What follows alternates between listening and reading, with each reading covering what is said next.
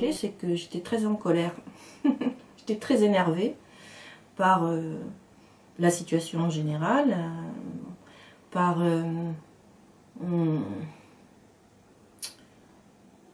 aussi les gens que je connais, des amis ou des gens que je fréquente tout le temps, que je vois, avec qui je travaille, et qui me semblaient pour certains, pour beaucoup d'entre eux, un peu, comment dire, encore un peu flottants, encore ayant du mal, et peut-être que c'est normal puisque les choses changent assez vite, mais ayant du mal un peu à prendre l'ampleur de à saisir sensiblement la gravité de la situation, on va dire. Et donc peut-être que j'étais très en colère de ça et que ma colère, au lieu de la dire de manière littérale, je me suis dit tiens, je vais faire quelque chose comme Swift un peu, qui proposait pour résoudre la famine en Irlande à son époque de manger les bébés irlandais. L'une des clés c'est ça en fait, c'est ce texte de Swift, ou la manière dont il abordait les choses, qui est un humour un peu, ouais, rageur quoi. Et voilà pourquoi j'ai écrit ça comme ça, et avec cet humour noir là qui oui, je sais pas si c'est un humour noir, mais c'est un humour énervé, on va dire. Alors le livre part d'un passage par une documentation en fait, par la lecture d'un peu tout ce qui vient d'abord quand on tape dans un moteur de recherche classe moyenne. Il y a une foultitude de textes, de références en sociologie, en sciences politiques, etc. qui arrivent et qui entendent décrire ce que c'est la classe moyenne ou les classes moyennes. Aussi simplement, je suis tombée sur des papiers de journalistes, ou enfin voilà quoi, je prends ça et ça donne une sorte de récit, d'histoire, hein, comme on dit, sur l'idée qu'on se fait des classes moyennes, l'idée qui nous est transmise, en tout cas les éléments de langage, comme on dit, sur ce qui permettrait de définir ce que sont les classes moyennes, comment elles vivent, ce à quoi elles aspirent, etc. Et puis, toujours prise dans cette rage et dans cette colère, alors on voit des choses passer qui sont relativement ridicules, beaucoup de chiffres, des schémas en bouteilles, des schémas des métaphores, beaucoup, parce qu'évidemment il y a des outils littéraires et poétiques qui sont utilisés par tout le monde de leur plein gré sans le savoir, hein, quelque chose comme ça, c'est à la Virenque, hein, pour décrire par exemple les classes moyennes, donc la métaphore de l'armoire, la métaphore du sucre. Alors le sucre, voilà, les classes moyennes, ce serait comme le sucre qu'on trempe dans une tasse de café, au-dessus c'est blanc, mais peu à peu voilà, il y a ça, le café monte et colore le sucre, donc les classes moyennes, enfin il y a des tas de métaphores comme ça, et puis tout ça est tout à fait scientifiquement dit la plupart du temps, ou très sérieusement dit. Donc j'ai repris un peu tout ça, je l'ai infusé tout ça, et le texte presque redit ça, quoi, presque recrache ça. Après, au-delà de cette critique, d'une certaine manière, en tout cas de cette ironie à propos des clichés, des stéréotypes sur les classes moyennes, il y a quand même une question qui est plus douloureuse, j'allais dire, qui est alors cette soi-disant disparition de la classe ouvrière ou des pauvres, là, puisqu'en fait, bon, et le souci, qui est un vieux souci, mais qui est de plus en plus évident, c'est que les pauvres sont toujours là, mais qu'on ne veut pas les voir, donc il s'agit de les rendre invisibles. Qui ne veut pas les voir? Alors, pas mal d'hommes politiques, à mon avis, pas mal de gens qui décident, enfin qui ont des postes clés, et puis aussi pas mal de gens des classes moyennes. Parce que, pour une raison assez simple, que je connais bien parce que j'appartiens à la classe moyenne, pour une raison assez simple qui est que la plupart des gens qui sont dans les classes moyennes ou qu'on range dans les classes moyennes en ce moment sont d'anciens pauvres. Hein. Sont d'anciens pauvres. Alors c'est peut-être pas les parents qui étaient pauvres, mais c'est les grands-parents. Et quand on a été pauvre et qu'on a vu très concrètement ou qu'on a compris très concrètement ce que ça donnait, quotidiennement, concrètement, c'est normal, on n'a pas envie de le redevenir.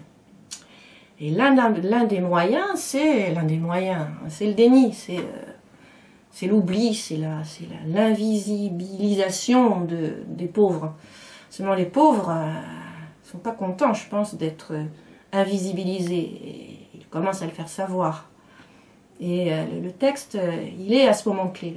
Le livre est à ce moment clé où les gens qui appartiennent aux classes moyennes ou qui sont voilà, un peu dans un entre-deux aimeraient ne plus en entendre parler, continuer comme avant, continuer comme si de rien n'était, comme si tout allait de soi, sauf que tout est en train de changer, voire de basculer, et que il s'agit de... C'est pour ça que c'est de la littérature plutôt qu'autre chose, il s'agit de rendre sensible encore plus ça, ce moment-là, de changement et d'inquiétude et de conscience et de fin du déni pour tout le monde, mais aussi en particulier peut-être pour ceux qui ont été des pauvres il y a 2 ou 3 générations.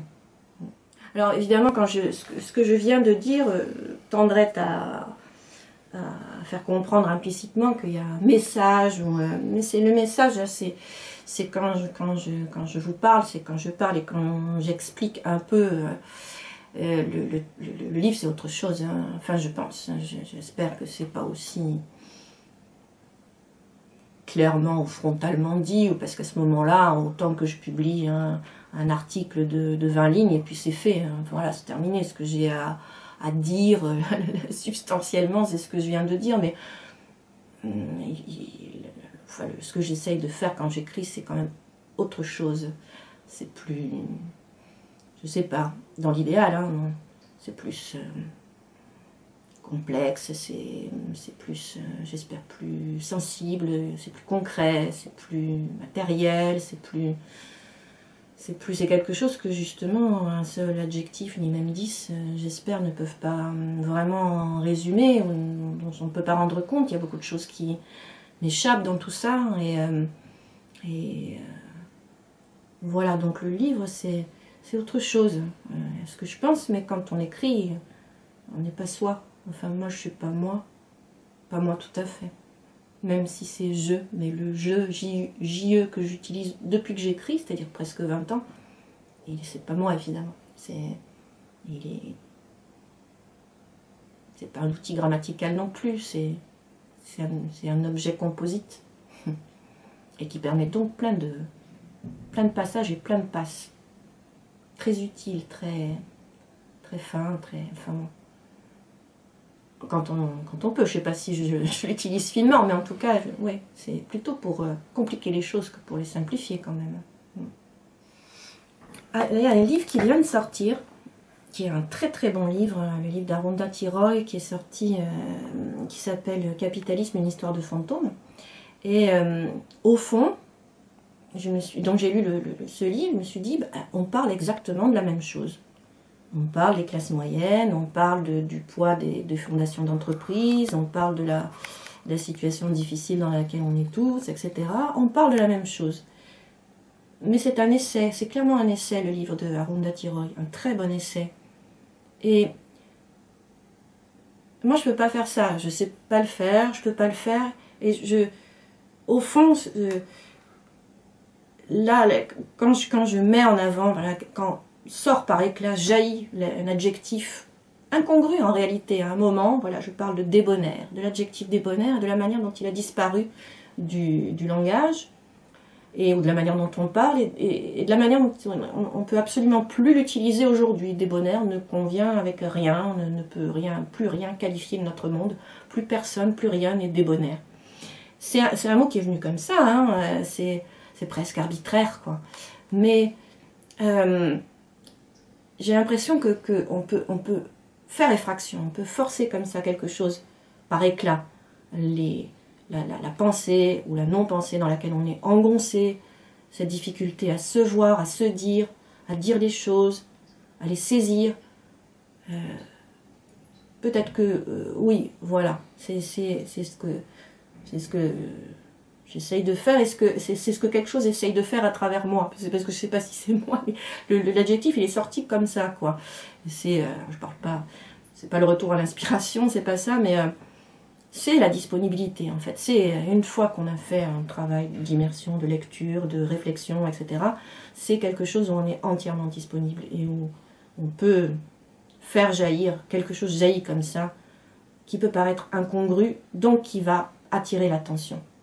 Le titre « Que faire des classes moyennes », ça vient tout simplement d'un titre de John Locke, célèbre philosophe, qui a écrit un tout petit texte qui s'appelait « Que faire des pauvres » et qui était un texte très, comment dire, libéral, au sens plutôt anglais, très ouvert, très, voilà, bon, toujours le problème des pauvres, mais on va essayer, voilà, de prendre soin des pauvres, hein, cette idée qu'il faut prendre soin des pauvres, les malheureux, il faut les aider, ils sont en souffrance, il faut leur trouver des solutions. Alors lui trouve des solutions à sa manière, les solutions de son époque, qui est de les mettre dans des fabriques et de les faire travailler. Mais bon, à l'époque, ça lui paraît un mieux, hein, ça lui paraît un plus, bon. Et on est toujours un peu, en fait, dans cette idée-là, en tout cas, nos hommes politiques bienveillants, sont toujours dans cette idée qu'il faut s'occuper des pauvres, qu'il faut les entourer, leur construire des habitats, des centres d'accueil et d'orientation, des choses comme ça. C'est toujours un peu la même idée, qui n'ont rien à nous apporter au fond, que nous on n'est pas comme ça. Enfin, il y a toujours beaucoup de choses implicites et assez détestables au fond derrière tout ça. Et que faire des classes moyennes reprend cette question, et bien sûr que c'est une question provocatrice. Bien sûr que c'est une question qui est faite pour faire réagir et pour que...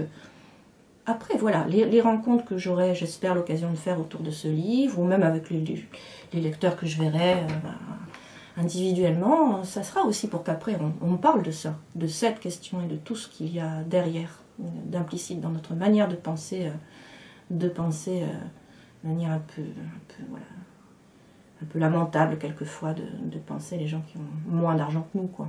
Ou qui sont dans des situations sociales moins favorables, on va dire. Je ne me vois pas écrire un livre comme ça, poser cette question-là, qui est une question assez violente au fond, sans me prendre moi-même à partie, ou sans que j'ai à rendre un peu des comptes là-dessus, quoi. Je ne suis absolument pas... J'ai aucune raison de penser que j'ai... D'abord, j'ai pas la réponse à la question. Enfin, ça va peut-être décevoir les lecteurs, mais je ne donne pas de réponse. Je ne l'ai pas. Je suis comme, voilà, je suis comme tout le monde. Le jeu JE que j'utilise est toujours quelque chose de très moyen, justement. C'est un jeu JE moyen. Et la position que la narratrice a dans ce livre et dans les autres aussi, dans tous ceux qui ont précédé, n'est pas une position à part ou particulière d'écrivain ou d'intellectuel encore moins, ou je sais pas. C'est juste, je suis en plein milieu de tas de choses que je comprends pas, que l'écriture m'aide un peu à cerner, mais je suis au moins aussi, j'allais dire, paumée que tout le monde, quoi. Et ce livre est, je le dis à un moment, est un produit de la classe moyenne. Il y a que peut-être que si j'appartenais, ou si j'avais un peu plus d'argent, et si j'étais plutôt dans les classes supérieures, ou si j'étais dans pauvre, peut-être que je me serais pas, j'aurais pas pu, ou je me serais pas donné l'autorisation d'écrire ce livre-là et de donner ce titre-là à ce livre. C'est parce que j'appartiens depuis toujours, j'allais dire, à cette classe-là et que je continue à appartenir, pas seulement financièrement, hein, mais pour plein de raisons à cette partie de la société, avec tout ce qu'on... Voilà, le souhait d'avoir une voiture, d'avoir une maison, enfin des choses que tout le monde un peu a envie d'avoir, ou bon. C'est pour ça que je me sens l'autorisation, disons, de poser cette question. Je suis dedans, je ne suis pas à l'extérieur. C'est de la sociologie sauvage, hein, dans la mesure où j'ai pas fait du tout d'études de sociologie, c'est pas, ça n'a aucune prétention scientifique, par exemple. Ouais, c'est de la sociologie sauvage, mais c'est de la littérature sauvage aussi, peut-être. Un peu, j'espère. En tout cas, pas tout à fait domestiquée, si tout va bien.